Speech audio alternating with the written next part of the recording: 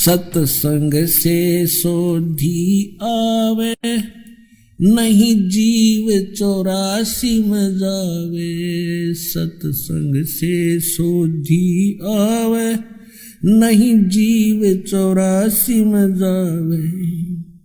अब मेटो द्वेष और राग, हो राग या उम्र बतेरी जाली। अब मेटो द्वेष और राग, हो राग या उम्र बतेरी जाली।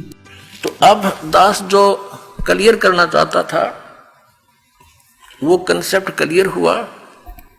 ये स्पष्ट हुआ कि अक्षर पुरुष एक पेड़ है, निरंजन यानी सरपुरुष वा की डार, और तीनों देवा शाखा है वो पात्र रूप संसार। यानी जमीन से बाहर जो पेड़ का जितना पोर्शन दिखाई देता है, जितना भाग दिखाई देता है, वो तो व्यक्त है, सामने प्रत्यक्ष है। और जो परोक्ष है वो जड़ है। तो उल्टे लटके हुए संसार रूपी वृक्ष का जो तीनों लोकों में प्रवेश करके सबका धारण पोषण करता है, वो परम अक्षर पुरुष है, वो परोक्ष है, वो गुप्त है, वो ऊपर के ब्रह्मांडों में है, सतलोक में, अलखलोक, अगमलोक और फिर अकह लोक। वो ऊपर की जड़ है, वो मूल स्थान है, वो शाश्वत स्थान है, सनातन परम धाम है।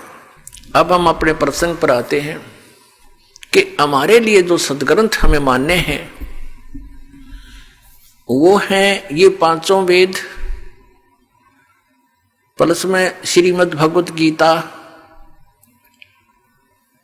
ये तो हमारे हैं पूजा की विधि के, इनमें हम जिनमें जो हमारी वे ऑफ वर्शिप, पूजा का मार्ग, पूजा की विधि लिखी है वो हमें मान्य है। इसके अतिरिक्त यदि कोई मंत्र जाप कोई करता है तो वो गलत है, वो शास्त्र विधि को त्याग कर मनमाना आचरण है। रही पवित्र पुराणों की बात, ये इस तत्व ज्ञान को समझने में सहयोगी हैं जो परमात्मा ने स्वयं आकर के जो सूक्ष्म वेद में जानकारी दी थी आज से 600 वर्ष पहले। जो इन शंकराचार्यों ने, आचार्यों ने, हिंदू धर्म के गुरु संतों ने, परमात्मा कबीर देव जी जो परम अक्षर ब्रह्म है, उनको ये कह करके जनता से दूर कर दिया था कि ये अशिक्षित है, ये वेदों और गीता के विषय में कैसे जान सकता है, पुराणों के विषय में ये कैसे जान सकता है, क्योंकि इसने संस्कृत भाषा नहीं पढ़ी, क्योंकि ये जुलाहा और शूद्र वर्ण में ये जन्मा है। लेकिन उनका जन्म नहीं हुआ था, फिर भी वो तो उन्होंने तो ऐसा ही कहना था। और ये कैसे समझ सकता है इन पुराणों को? और उस परमेश्वर ने 600 वर्ष पहले वो ज्ञान दिया था जो आज वेदों और पुराणों और गीता जी में विद्यमान है।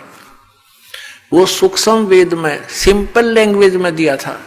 अपने आत्माओं भाषा का जो लिंक है, संबंध है, इतना ही है कि हम अपने विचारों को दूसरे तक पहुंचा दें, वो ही भाषा है। लेकिन उसमें ज्ञान क्या है?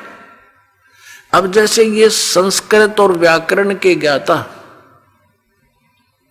ये समझो एक कोरा कलश है जिसके ऊपर बहुत सुंदर चित्र बने हुए हैं, बहुत सुंदर लगता है, और उसमें जल है ही नहीं, या खारा भर रखा जी पर भी ना रखा जाए ऐसा। और एक सिंपल सा मटका है, घड़ा है, जिसके ऊपर चित्रकारी भी नहीं है, और उसमें शीतल और पवित्र और मीठा जल भरा है।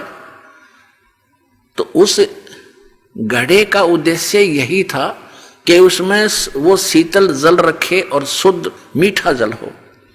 तो पुण्यात्माओं, जिस बगैर चित्रकारी बने हुए कलश के अंदर और वो जल मिल गया जिससे हमारी प्राण रक्षा होगी, तो हम उस चित्रकारी वाले उस घड़े न के सिर में मारेंगे जिसके अंदर खारा जल भर रखा, जीव पर भी ना रखा जा, पीवा तो मर जा।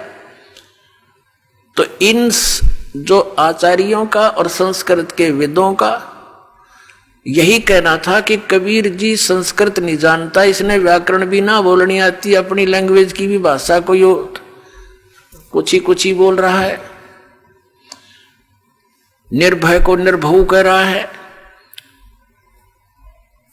और हम संस्कृत के ज्ञाता हैं, ये तो हमारे को व्याकरण की भक्ति दृढ़ कराते रहे, भगवान की नहीं। अब इन आचार्यों ने हमें क्या ज्ञान दिया कि श्री ब्रह्मा, श्री विष्णु, श्री शिव ये अजर अमर हैं। फिर कुछ एक ये भी कहते हैं कि श्री ब्रह्मा जी की तो मृत्यु होती है, लेकिन भगवान शंकर ये अमर तत्व हैं, भगवान विष्णु भी अमर तत्व हैं, इनकी कभी मृत्यु नहीं होती, अजर अमर हैं। ब्रह्मा जी का तो जीवन काल है। तो ये इनका लोक वेद था, दंत कथा थी, आउट ऑफ सिलेबस स्टडी थी, यानी हमारे सिलेबस से, सदग्रंथों से बाहर का ज्ञान था कि ब्रह्मा विष्णु महेश अजरो अमर हैं। इन यानी चलो ब्रह्मा को ये मृत्यु मानते हैं, तो विष्णु और शिव को तो फाइनल था इनका, ये कभी जन्मते मरते नहीं। और साथ में ये भी कहा करते इनकी कोई जन्म मृत्यु नहीं होती, इनके माता पिता है ही नहीं। तो ये दंत कथा, लोक वेद, कोरी बकवाद थी इनकी। जबकि इन महापुरुषों के जीवनी में लिखा है कि इनकी जन्म मृत्यु होती है, इसमें स्वीकार करते हमारा तो जन्म और मृत्यु होता है। अपनी माता का भी नाम लिखा है देवी पुराण में। तो क्या ये आचार्य और ये शंकराचार्य पुराणों से परिचित थे? अगर ये पुराणों से परिचित होते तो ये कथा सुनाते नहीं। ये कथा सुनाते जो पुराणों में लिखी है कि ब्रह्मा विष्णु महेश के माता पिता हैं।